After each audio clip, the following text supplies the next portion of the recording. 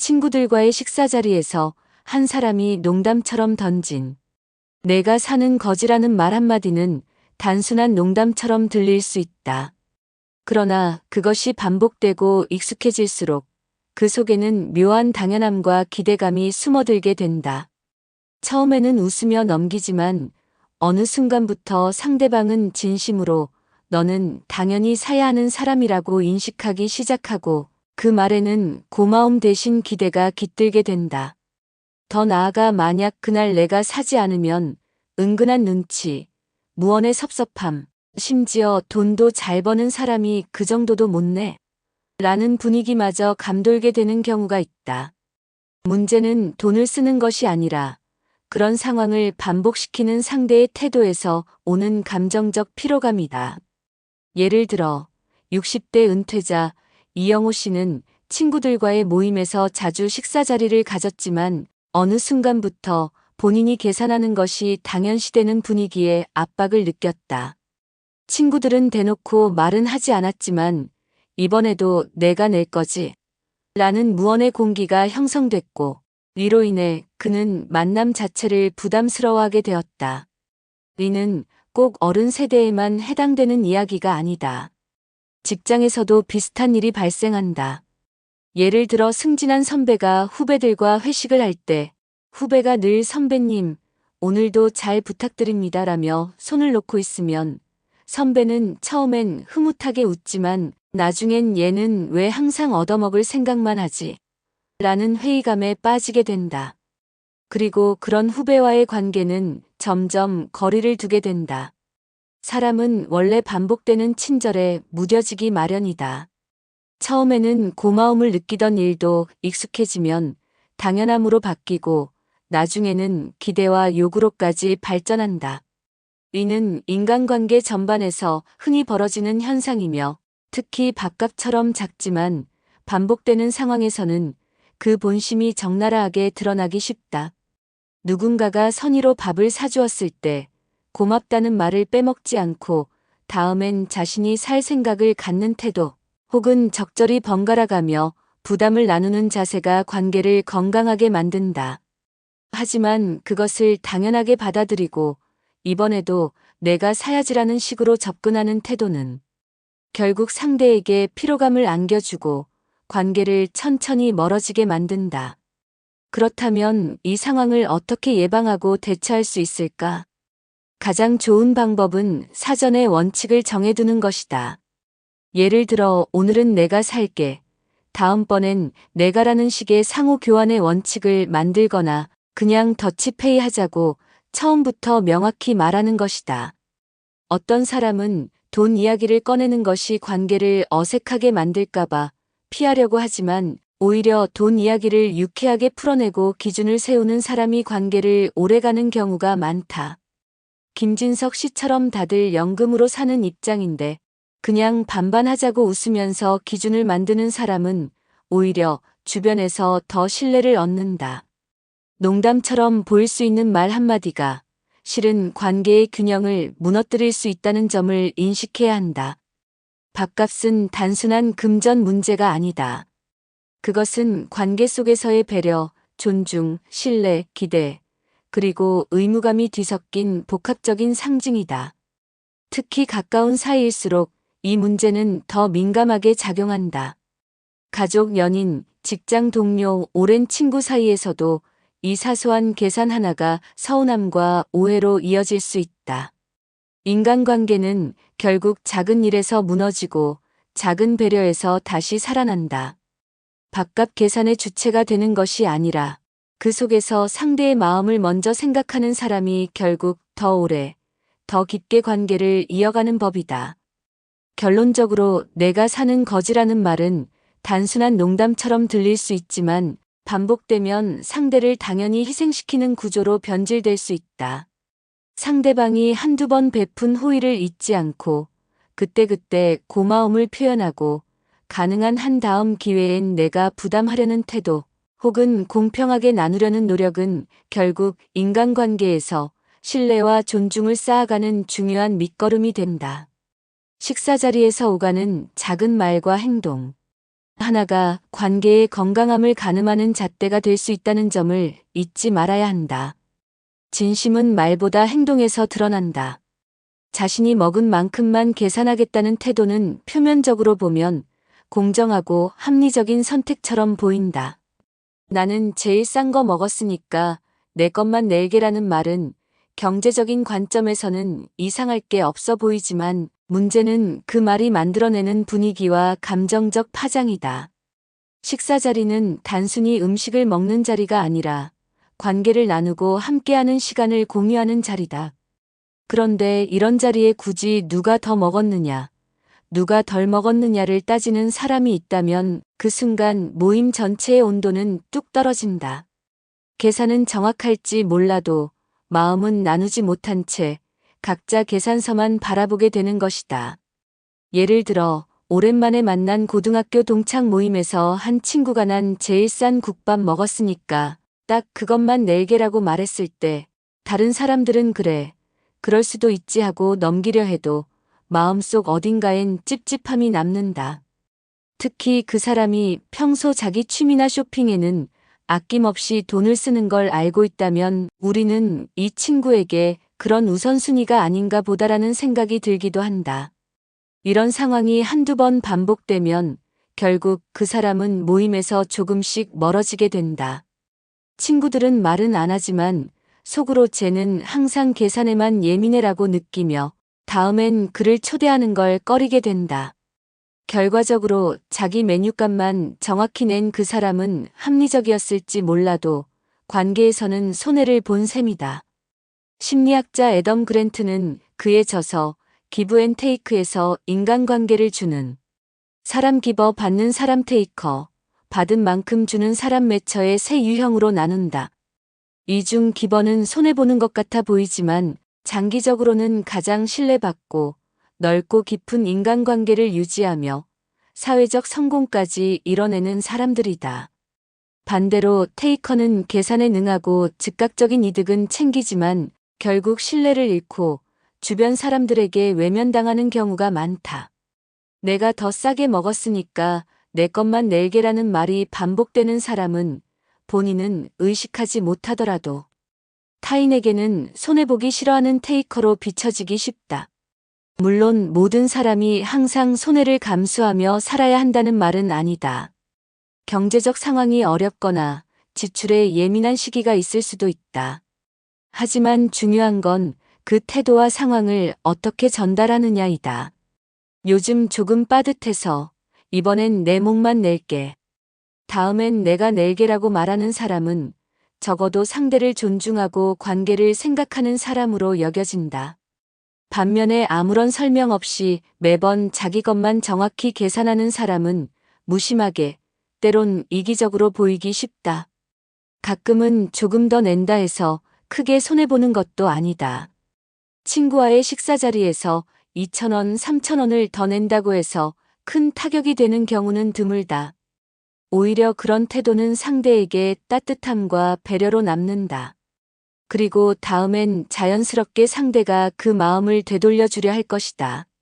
사람과 사람 사이의 관계는 눈에 보이지 않는 정서적 저금통처럼 이런 작은 배려들이 차곡차곡 쌓이면서 신뢰라는 이름의 예금이 늘어간다. 더 나아가 지나치게 자기 계산만 하려는 태도는 자기 중심적인 사고에서 비롯되기도 한다.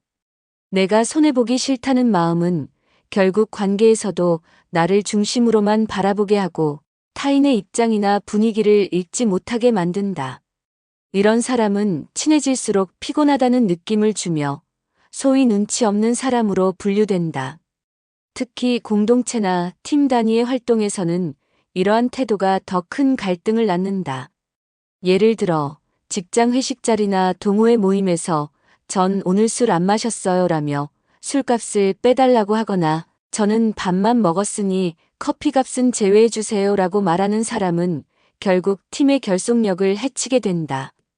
반면에 오늘은 내가 조금 더 낼게, 괜찮아, 다 같이 먹은 거니까라고 말할 줄 아는 사람은 그 순간엔 작은 비용을 감수하더라도 사람들의 마음을 얻는다. 그들이 바로 관계의 중심이 되고 다음에 함께하고 싶은 사람이 된다. 관계는 결국 내가 얼마나 아끼느냐가 아니라 상대가 나를 어떻게 느끼느냐로 이어진다.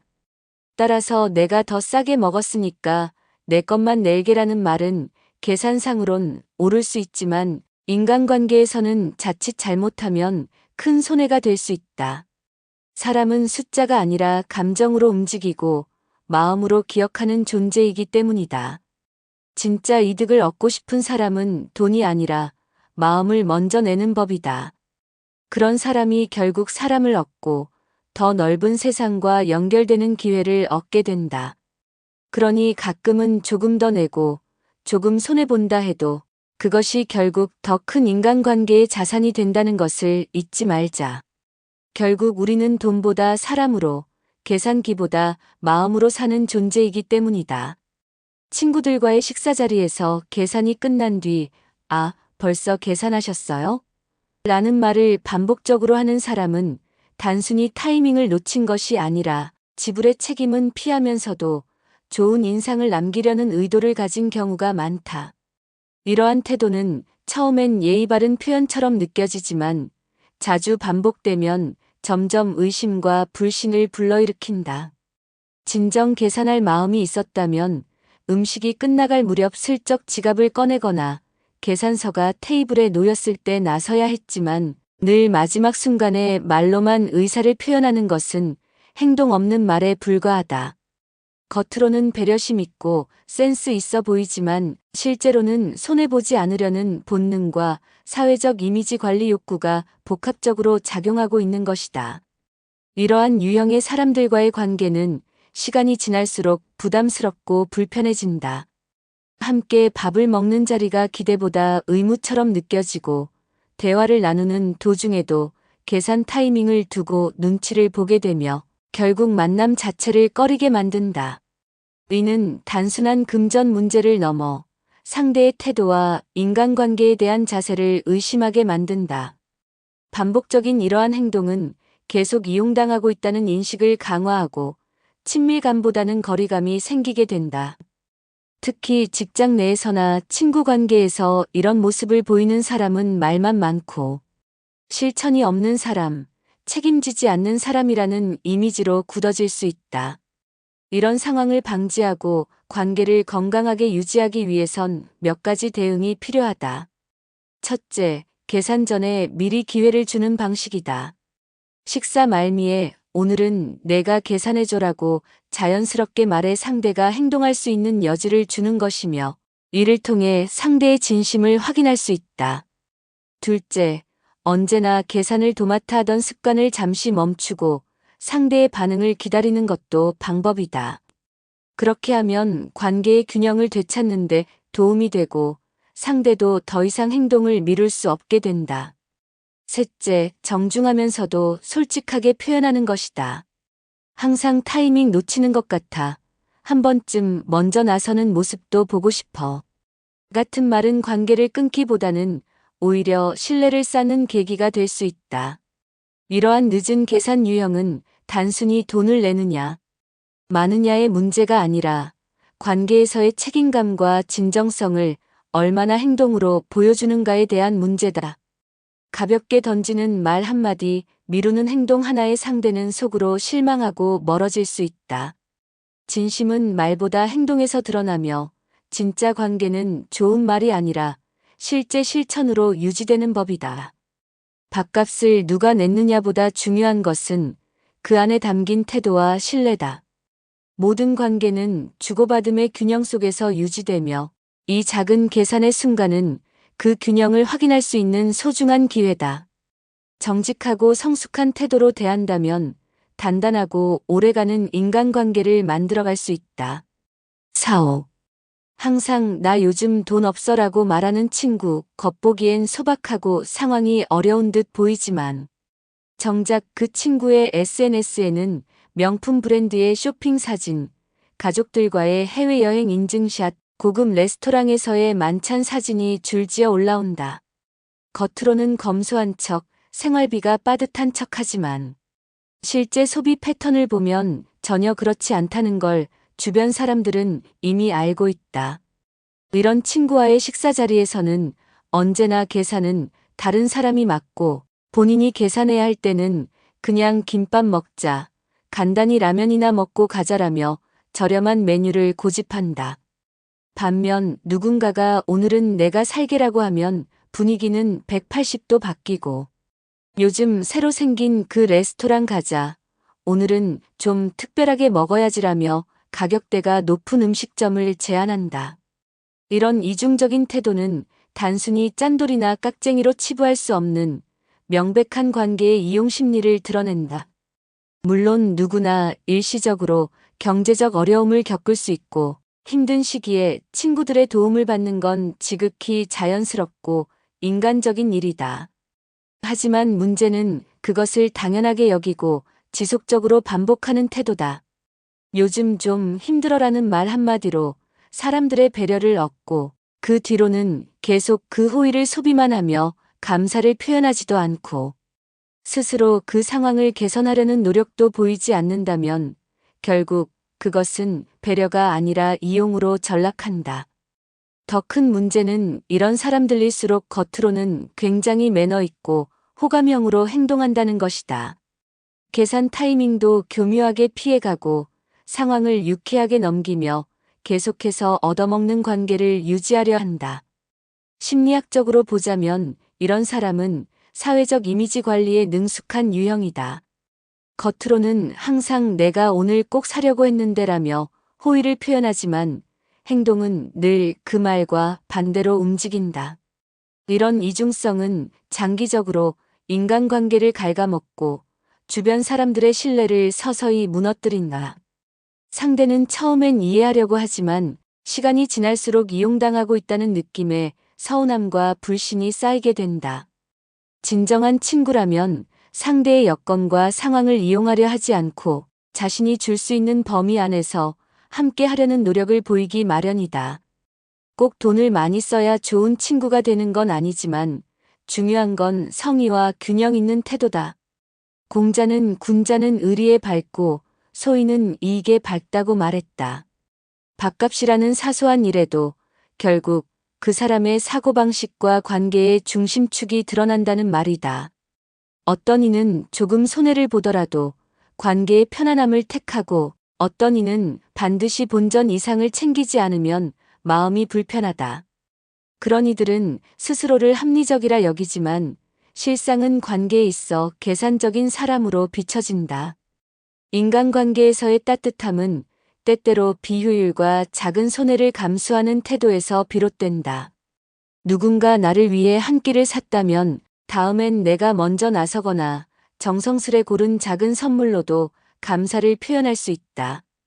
반대로 계속해서 얻어먹기만 하면서도 상대방의 감정이나 수고를 외면한다면 아무리 친한 친구라도 관계는 금세 금이 간다. 더불어 이런 유형의 사람들은 보통 나는 물질에 연연하지 않아 나는 마음만 전해도 충분하다고 생각해라는 말을 하기도 한다. 그러나 그런 말을 하면서도 정작 그들의 선택은 항상 자기 이익이 우선이다. 자신이 낼 차례가 되면 부담이 적은 쪽을 택하고 남이 낼 때는 최고의 대우를 받으려는 모습은 결과적으로 가면을 쓴 이기심일 수밖에 없다. 그런 태도는 마음이 가볍고 성실한 사람에게 큰 상처를 남기게 된다. 결국 밥값은 돈의 문제가 아니라 신뢰의 문제이고 함께하는 시간을 어떤 태도로 대하느냐가 그 사람의 인격을 드러내는 척도가 된다. 이럴 때 우리는 어떻게 대응해야 할까? 첫째, 관찰이 필요하다. 한두 번은 괜찮지만 반복되면 그 의도를 알아차려야 한다. 둘째, 지나치게 호의적인 관계를 유지하기보다 가볍게. 이번엔 내가 한번 사줘라고 말해보는 연습도 필요하다. 그리고 셋째, 진심으로 말을 꺼내는 것도 중요하다. 우리 사이에 이런 말하는 게 좀 조심스럽지만 가끔 내 태도에 실망할 때가 있어라는 식의 대화는 불편하지만 관계를 더 단단하게 만드는 전환점이 될 수 있다. 물론 이런 말을 꺼냈을 때 불쾌해하는 사람이라면 애초에 관계에 대한 기본적인 태도가 서로 다를 가능성이 높으니 적당한 거리두기가 현명할 수도 있다. 진정한 친구란 함께 있을 때 불편하지 않은 사람, 밥값을 둘러싼 실랑이보다는 서로의 마음을 주고받는데 더 가치를 두는 사람이다. 우리는 돈보다 사람을 남기고 싶고 관계의 균형 속에서 신뢰와 존중이 자라나길 바란다. 밥값이라는 작고 사소한 상황에서도 그런 관계의 본질을 지켜낼 수 있어야 한다. 인간관계에서 진정 중요한 것은 무엇을 받았는가가 아니라 서로 어떻게 대했는가라는 점을 잊지 말아야 한다.